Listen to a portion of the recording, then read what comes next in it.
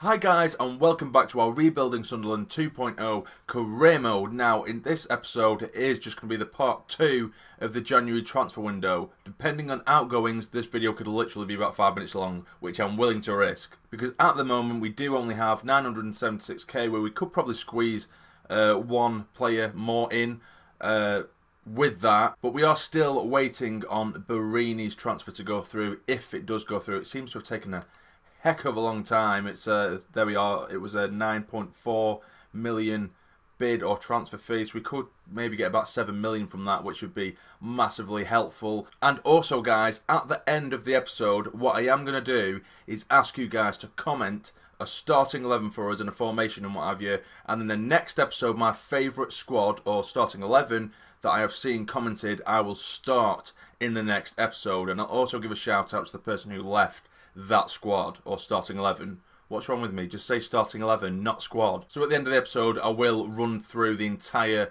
squad in a little bit of depth, just to show you what players you do have to select from. So we're going to begin by simulating this game against Bournemouth. It is the second, or the replay, sorry, of the FA Cup game, and we do lose 3-1. Again, I do apologise to you guys who didn't want me to simulate these games, but I'm not going over it again. It's just happening, guys. And there is confirmation that Barini has been sold, and 6.5 million has been allocated to our budget, which is okay, I suppose. We might be able to get 2 or 3 players in. Now, I'm going to have a look at our squad as of right now to see how in depth we do have it. So at the minute we do have 3 goalkeepers, but Reuter and Steele I'm just waiting to get rid of, basically. I suppose I could even put them in some kind of swap deal, which is something I'm also going to try and do. So I only class that really as 1 goalkeeper. We do have Sturjak as well, but I would like to have one other, at least half decent backup goalkeeper. Pereira's rating already is just insane, 78. He's already gone up by 7, and he's only been here for 3 or 4 months, which is just mad. We have 3 right backs. We have Sterling, Montiel, and Donald Love, of course. So that's not too bad. I might end up getting rid of Love, but as of right now, he's doing us no harm, and I don't mind him, to be fair with you. Centre backs, we have Decore, we have Roshan Williams, Kalaika, we have Djilobodji, who we are trying to get rid of, Dale Fry and Wilson, another player who we're trying to get rid of. So really I see that as 4 centre backs, which is perfect cover for me if we are playing 2 at the back, so I'm happy with that position. The left back position, we have Cucurella, Riveros and Oviedo. Oviedo we could probably make a little bit of money off. He's worth 2.3 million, or try and use him as a make weight in a swap deal maybe. Now for CDMs we have 3. We have Billing, McNair and Tyler Adams. So I'm pretty happy in the CDM role. On the right hand side we have Fernandez, the new signing that we got in the last episode.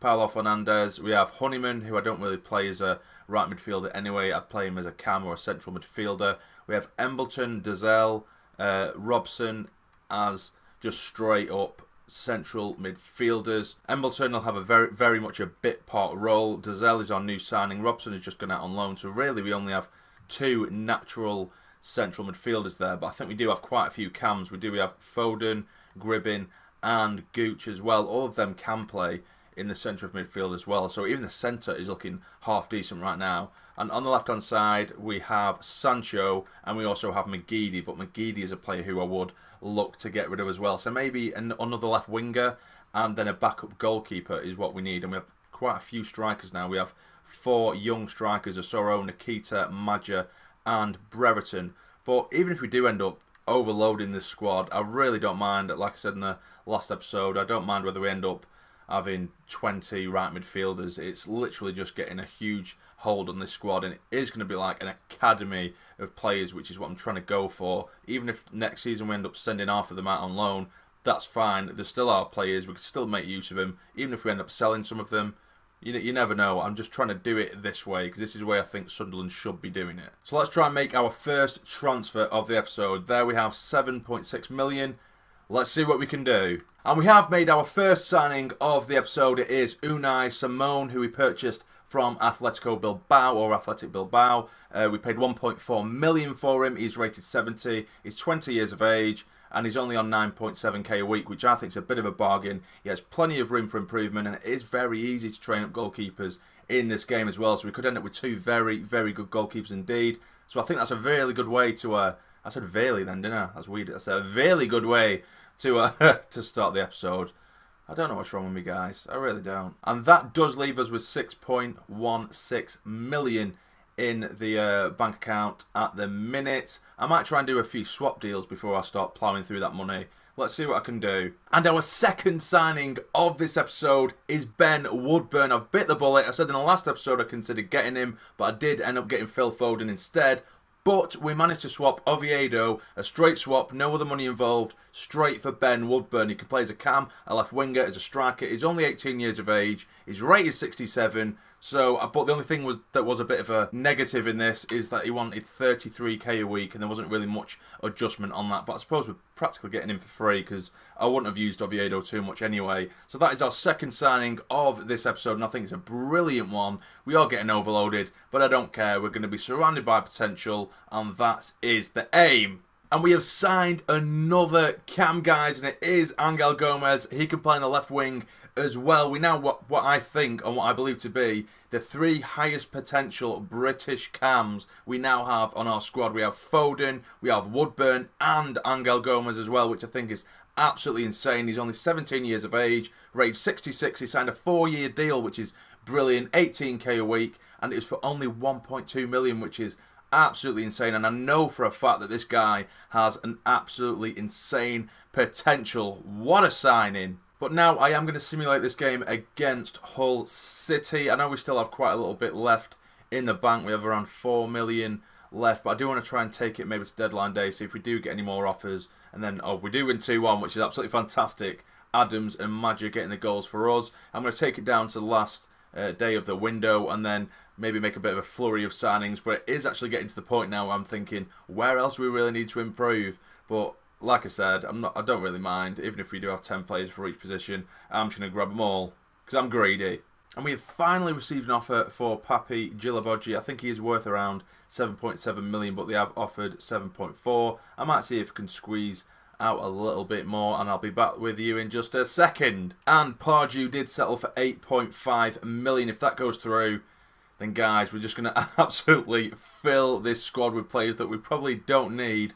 But also I don't care because, again, like I said in the last episode, a lot of these players are on a rotation role or a sporadic role. So when they're not getting played, because we're not going to be able to get all of them on the pitch, of course, they're not really going to mind at all. Obviously, we'll have to just play them here and there. And I do tend to rotate quite a lot, especially in the Championship because you play so many games. But let's simulate this game here against Birmingham. And we draw 1-1. McNair scoring for us, but then Boga, or Bogger, I'm not so sure how you would say that, gets the equaliser late on. And Djilobodji's transfer talks have broken down. Of course they have. We do have an offer for Honeyman, but I am going to keep him, Honeyman, because he is our captain. Whether he will play as many games as I probably would have hoped at the beginning of the series remains to be seen. But he is our captain, so I don't want to get rid of him. If no one makes an offer for Djilobodji in the first 2 or 3 hours of the transfer deadline day, I'm just going to try and get a straight swap for him. For anyone really, just any sort of youngster, and exactly the same with the likes of Wilson and Reuter and Steele as well. And our next signing has arrived. It is Alphonso Davies. We got him from the US. He can play on the left, he can play on the right. He's only 17, he's rated 69. He's got loads of potential. He signed a 5-year deal, which is really, really good. But he did want an important squad role, so he will be playing a big part anyway because his potential is through the roof. And it was a straight swap for Aidan McGeady, so no other money involved. But he does only want a 4.6k wage, again, which I think is an absolute bargain. This guy is going to be absolutely insane. This squad in general is looking absolutely insane. And now another signing is through the door, and it is Lorenzo Caligari from PSG. He's 19 years of age, rated 65 on a 3-year contract. His squad role is sporadic. Again, he's not going to want to play too much, or he won't be bothered if we don't. And he's on a 10k a week wage. So that is our next signing right there, the CDM. We have plenty of CDMs anyway, but there's another one thrown into the mix and into our academy. Now what I'm basically trying to do now is, because I don't think anyone's going to come in for Djilobodji in time, there's Mark Wilson in there who I'm trying to ship off, but no one wants him. I've tried a million plays now, guys.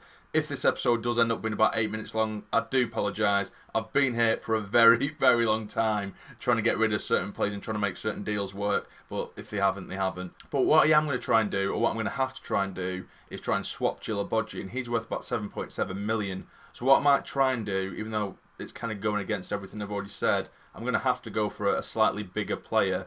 But no one seems to want to swap a centre-back, which is becoming a massive difficulty. But I will see what I can do, and this could potentially be the final transfer of this window if we manage to get Djilobodji swapped. And now we have managed to swap Djilobodji, and we have swapped him for Lucas Martinez Quarta. He is 73 rated, 21 years of age. We've got him on a 5-year deal. It is a crucial squad role, but his potential is absolutely colossal, guys. I mean it. We also had to pay 1.8 million for him on top of Djilobodji because he did have a release clause of around 9 or 10 million, which obviously we couldn't pay at the time. So I think that's an absolutely brilliant signing. Let's have a look to see how much money we do have left. Not very much at all. So I think that will probably wrap up our transfer window, guys. And there it is, guys. Confirmation of the transfer window being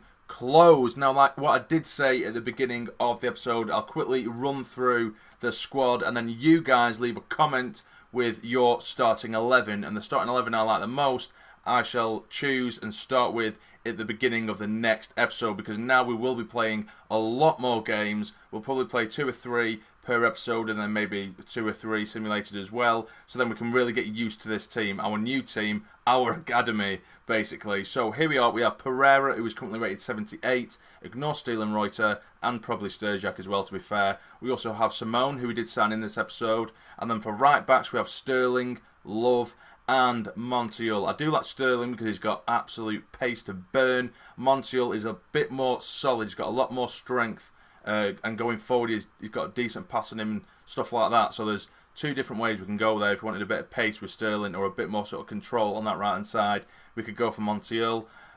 In the centre back positions we have Fry, Kalika, Clark Salter is out on loan. We have Decore, Wilson, forget him. And we also have Martinez Quarta, who we have just signed. We have Roshan Williams as well. So Fry is rated 70, Kalika is rated 74, Decore is rated 64, Quarta is rated 73, and Williams is rated 68. And in the left back positions we have Cucurella rated 74, is already improved by 5 this season, and Riveros is there as well. He can play the left back or as a left midfielder, and he is rated 69. Now we have 4 CDMs to choose from. You have Paddy McNair, rated 72, and he's improved by 2. Tyler Adams, rated 72, improved by 3.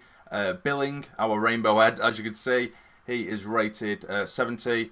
He's improved by 3 this season. And our new signing there, Lorenzo Caligari, he's already gone up by 1, and I don't even think a day's passed. He's now rated 66. On the right hand side we have Honeyman, rated 67, although I probably won't play him on the right hand side anyway. And Paulo Fernandez, another new signing there, rated 68. And there we have 2 regular central midfielders. We have Elliot Embleton and Andre Dezell, he being a new signing. Now for left wingers or left midfielders, we have Alphonso Davies, our new signing, rated 70. He's already gone up by 1. And he can play on the left or the right, 17 years of age. And also on the left hand side we have Sancho. Jordan Sancho again can play on the left or the right, and he's rated 68. Now for cams we have absolutely loads. We have Ben Woodburn, we have Callum Gribbin, we have Gomez, we have Gooch, we have Foden there as well. So we have a lot to think about there. There's a lot of very good cams to choose from. And for strikers we have Edward Nikita, we have Joe Lasoro, we have Josh Madger, and we also have Ben Brereton. So this is where we are going to end the episode, guys. Get commenting with your starting lineups, and I'll give you a shout out in the next video if it is your lineup that I have chose. So if you have enjoyed the episode, guys, please smash that like button for me. It would be massively appreciated. And subscribe to the channel if you're not already to become a fully fledged member of the Sarni Army. The channel's Instagram account is in the description below, so be sure to follow that for early updates on upcoming content. But for now, you take care and stay jammy.